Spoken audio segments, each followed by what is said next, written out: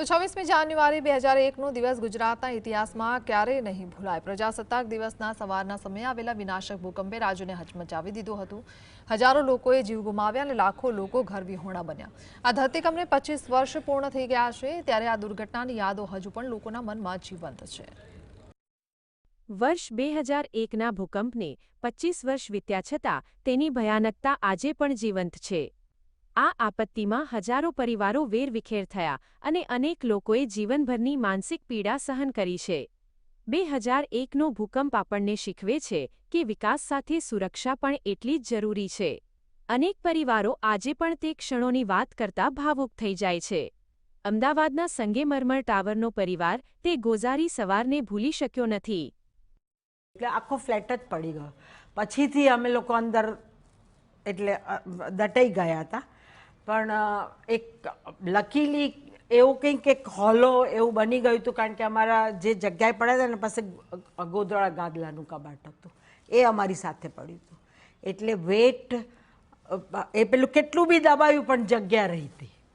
અને પછી નીલકમલ જે મારા હસબન્ડ છે એ તો નહોતા ઘરે, એ આવ્યા પછી એ લોકોએ બધાએ થોડુંક खोद्યું ने બધું અમે લોકો મળી ગયા હતા। और सभी के ब्लेसिंग्स, बेस्ट विशेस और हेल्प से हम लोग उस वक्त तो 36 आवर्स 1.5-2 दिन के बाद भी बच गए। पर मुझे ऐसा लगता है कि थोड़ा सा अवेयरनेस होना ज़रूरी है, चाहे आप स्कूल्स में हो, जैसे प्राइमरी स्कूल से लेके मुझे तो ऐसा लगता है अप टू कॉलेजेस, कॉरपोरेट्स, जहाँ पे भी सोसाइटीज़ आप रहते हैं, ये अवेयरनेस होना चाहिए कि जैसे अगर कोई अर्थक्वेक होता है, ट्रेमर होता है, तो हमें क्या करना चाहिए। પૂર્વ chief fire officer Rajesh Bhatt તે સમયને યાદ કરતા કહે છે કે તે સમયે તંત્ર પાસે મર્યાદિત સાધનો અને સ્ટાફ હતો। રેસ્ક્યુ ટીમો પોતાની ક્ષમતા બહાર જઈને કામ કરતી હતી। આજે પરિસ્થિતિ બદલાઈ છે।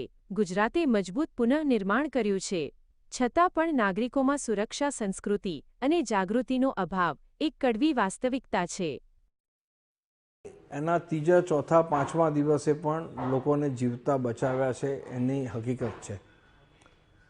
એ વખતે 30 મીટરની મર્યાદામાં મહત્તમ હાઈરાઇઝ બિલ્ડિંગો હતા। આજે એના કરતાં 3 ગણી વધારે ઊંચાઈના 600 મીટરના બિલ્ડિંગો છે। ફ્રિકવન્ટલી લોકોએ જાગૃતિ કેળવવી પડશે, અવારનવાર ડ્રીલ કરવી જોઈશે, જેને આ માનસિકતા આપણે ત્યાં નથી। અવેરનેસ કેમ્પેનિંગ કરવાની આપણા દેશ અને રાજ્યમાં ખૂબ જરૂર છે।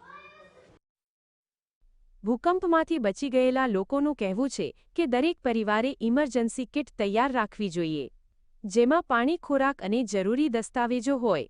બાળકોને પણ આપત્તિ સામે સમજદારી કેળવવી અનિવાર્ય છે। જો આપણને 1 મિનિટ પહેલાં વોર્નિંગ મળે કંઈથી પણ, સાયરનની જેમ બીજા અમુક જગ્યાએ મોટા દેશોમાં એવી વોર્નિંગ મળતી હોય છે, તો આરામથી આપણે આસાનીથી બહાર નીકળી શકીએ। કારણ કે હજી પણ આપણે ત્યાં કન્સ્ટ્રક્શનની રીત તો એની એ જ છે। ગમે એટલું અર્થક્વેક આવે છે પણ સિમેન્ટના જે આ મકાનો ને એ બધું બની રહ્યું છે, જ્યારે અમેરિકા અને બીજા બધા કન્ટ્રીઓમાં શું હોય છે કે જ્યાં અર્થક્વેક ઝોન હોય છે ત્યાં લાકડાના ઘરો હોય છે, કે જેથી માણસની કેઝ્યુઅલિટી, મૃત્યુ ઓછા થાય। દર વર્ષે આ દિવસે મૌન પાળીને અને દીવા પ્રગટાવીને સ્વજનોને યાદ કરવામાં આવે છે। ભૂકંપના 25 વર્ષ આપણને શીખવે છે કે કુદરત સામે માનવ નબળો છે, પરંતુ જો આપણે જાગૃતિ કેળવીએ અને પૂરતી તૈયારી રાખીએ તો જાનમાલનું નુકસાન ચોક્કસપણે ઘટાડી શકાય છે। વિકાસની સાથે સુરક્ષા એ જ ભવિષ્યની સાચી ચાવી છે। ધવલ બારોટ, GSTV, અમદાવાદ।